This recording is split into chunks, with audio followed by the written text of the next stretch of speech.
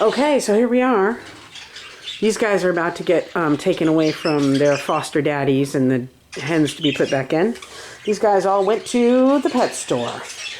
And I have my 13 pairs set up. This is Kenny Loggins and his permanent mate, Aster. Kenny Loggins is my, pretty much my best bird at the moment. He's the one that's got 5th place at the All-American. So, the 5th best novice bird in the country. This is his brother Murphy, who I think is way too small, but the judges love him because he has that directional feather, the nice cap on his head, and a nice mask. He has never bred successfully for me. I suspect it's the hens, though, and not him. So he's getting one more try. This is Messina. He is Kenny Loggins' son. He's the olive one. And he is paired with Clementine, who is O'Connor and Clement's daughter. She's a great big tall girl to compensate for the fact that he came out kind of short. And both of them, they have 2 different kinds of feather. Oh, look at him throw his blow up. He doesn't throw his blow up very often.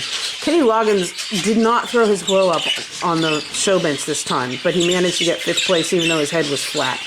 So maybe next time we'll do better. So this little guy is like this a lot. Just hold his head flat. I don't know what it is. But putting him with her, they have 2 very different kinds of feather, 2 very different kinds of heads, and I'm hoping that blending them together will create something new and interesting. This is... Oh, this guy, so these 3 are all showbirds. And Asher over here, I paired with Pastel. Again, these 2, actually, usually I try to do opposites, but these 2 have a lot of similar qualities. So they're both good-sized birds. She's a little taller than he is. They both have good blow. When his blow goes up, it's huge. She has a better mask than he does. See that blow starting to go up there? So I have high hopes for these 2. I think they'll make beautiful babies. And that is it for my showbird. This is... Blue Morpho and Loren, who managed to raise 1 baby through the sickness. Blue Morpho was so sick. I pulled Loren early because she was clearly going to die. And he was so sick, but he managed to pull that baby through. But because of the sickness, she was pretty stunted. Didn't grow to full size and the whole thing. So now they've been medicated. Blue Morpho has tons of body weight on. He is not a showbird because...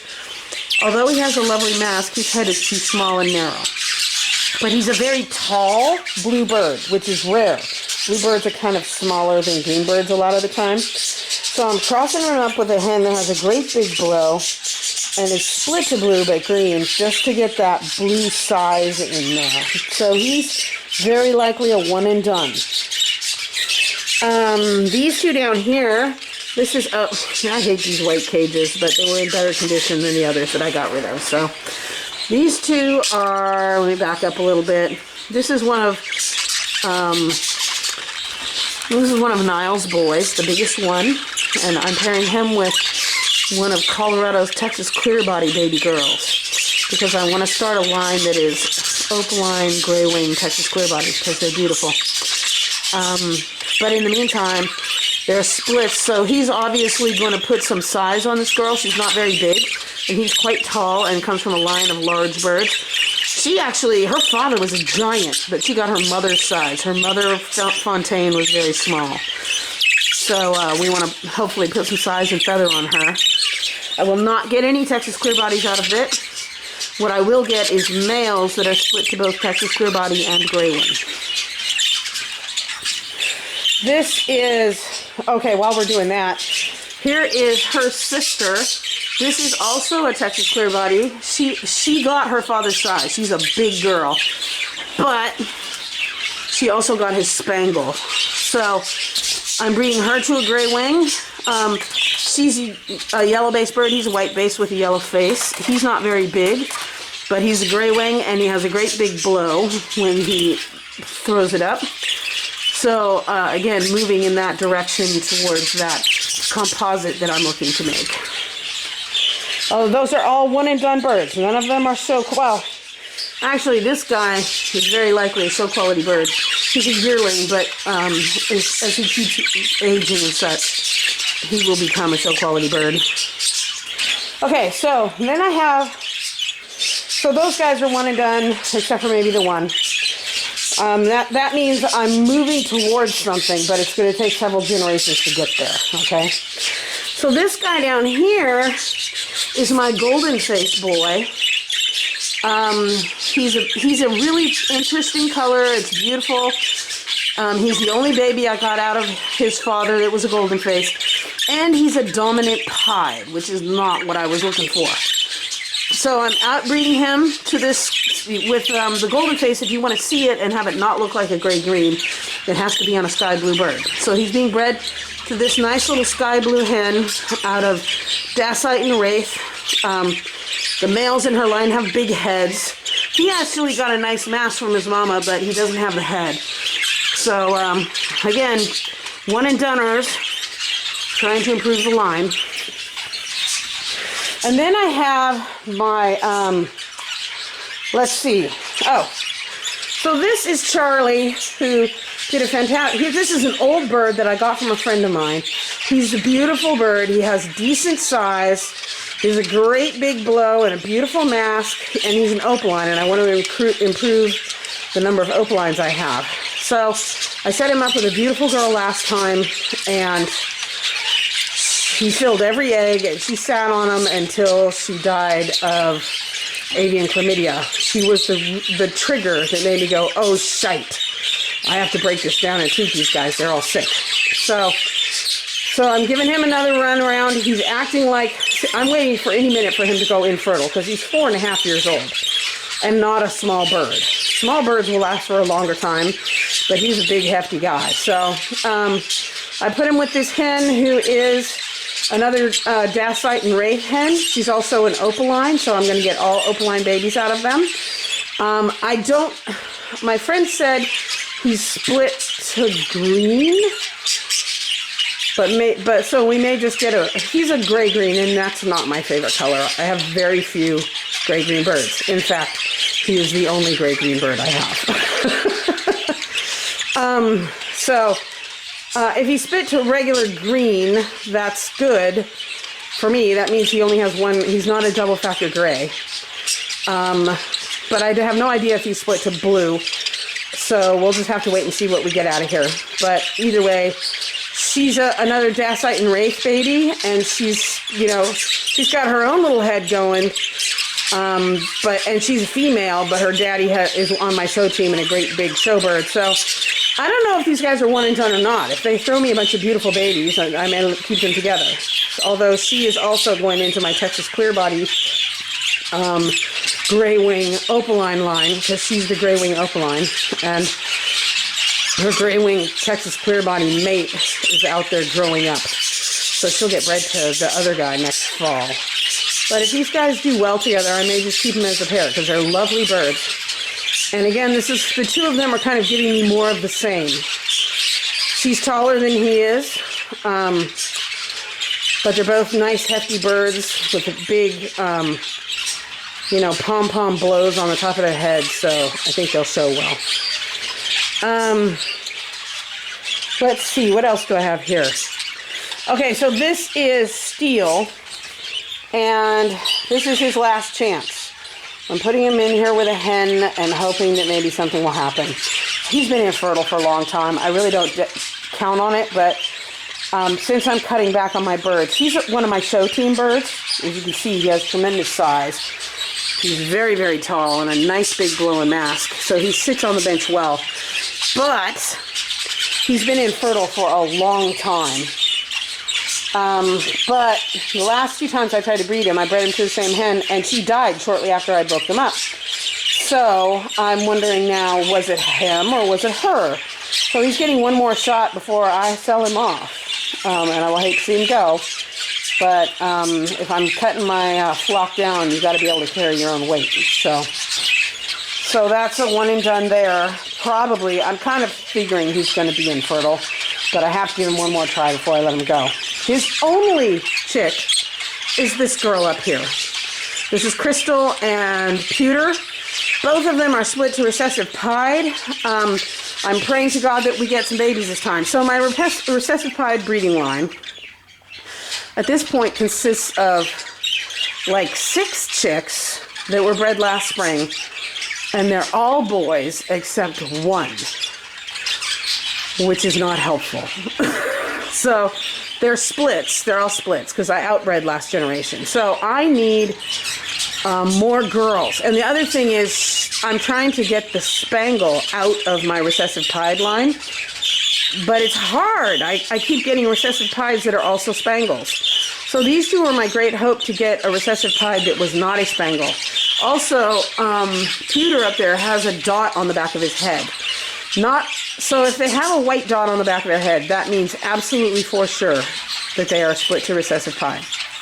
However, many birds that are split to recessive pied do not have the dot. So if you see that little tiny white dot, it's not big like a dominant pied, it's a little spot. If you see that, you know you've got a split to recessive pied, but if it's not there, that doesn't necessarily mean that the recessive pied isn't hidden in there somewhere. So anyway, the problem here is she is his baby girl from over 2 years ago, and she has never laid an egg. Now, they didn't do anything last time. I mean, they fell in love and behaved like they were doing something, but then they kind of stalled, and again, everybody was sick. So I'm attributing it to that and giving it one more try, praying to God that I get some eggs out of these two. He's a proven cock, so I got him from a friend, so hopefully he can do that thing, and hopefully she'll put a little size on him, because he's a little itty-bitty guy. He does have a good head on him, though. Size to feather. That's a good way to breed birds. She doesn't have the feather, although her father clearly does. But she's a nice tall baby girl, and he has a feather, and he's short. So you breed size to feather, and eventually you end up with both in one bird. Here's another probably futile effort to get some more recessive pieds for my line. This guy here is Kobe and Arquette. No. He is Quinn and Astor's baby boy. So Astor, his mother, is over here. And he took all of Astor's looks. He's tight feathered, but he's kind of sitting down right now, but he's a very tall, big, hefty bird. And surprise, surprise, he has a white spot on the back of his head. Can you see it? Which tells me, even though I had no idea any birds in either of those lines had any recessive pied in them, he does. So, he's a spangle, which sucks.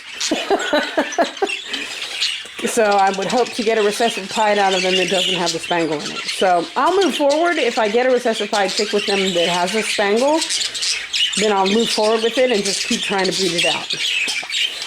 The hen is Scrappy and Fleur's baby girl. She got her mother's nice little blow there and a nice mask. She's pretty small, but she's so here's the story on her. Scrappy was his breeder did that no-no where you breed a recessive pied to a dominant pied. This is not good because the two mix each other up and make a mess. So the only reason I bred Scrappy is because he was the golden face. And he gave me 1 golden face boy and 3 violet girls. None of them had a spot on the back of their head, but my hope is, because they didn't get the dominant pied, then maybe they got the recessive pied. So the truth is, I don't even know if she's split to recessive pied. It's a hopeful guess. 50-50 shot. You know, she clearly did not get any dominant pied in her, which is good. But hopefully there's some recessive pied in there. And then here's one more desperate attempt to get some recessive pied. This is my recessive pied cock. He gave me 2 spangle babies. They're beautiful, but could we please break off of the spangle? Because he is a recessive pied spangle. He actually would show well on the bench. He's a nice big bird, and he has a blow, but he's been quite ill. He had a big cyst or something on his back, which I excised and nursed him back to health, but he doesn't really look good. And I don't know what the growth was on his back, but for all I know, it might have been cancer. But, so I don't know if he's going to breed or not, but I have him in here with one of my best hens out of my malachite and lava line. So, fingers crossed, somebody here will produce some recessive pieds or recessive pied splits. Because if they don't, that means I'm stuck with taking his sister, who is in good health, and breeding her to somebody other than Bubba Jr., So, and then we're going forward with half siblings, and that's a lot of inbreeding. I really don't want to do that. So if I breed him to her, then the babies are first cousins, and they only share about 12% of their genes. And if I go forward with these guys, they are completely unrelated, as are these. Completely unrelated. Well, actually, she is his auntie. So these 2 birds right here are related, but the cock comes from a completely different flock. So this is a Hail Mary. I have no idea whether any of these birds will actually produce anything or not. They are also all one and dones. Once they breed for me, they're done. With a possible section of this boy. But we'll see.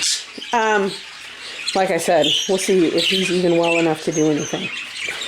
I'm also, I'm cutting down on everything, so I'm cutting down my Fosters too. I cut myself down to the blue pair because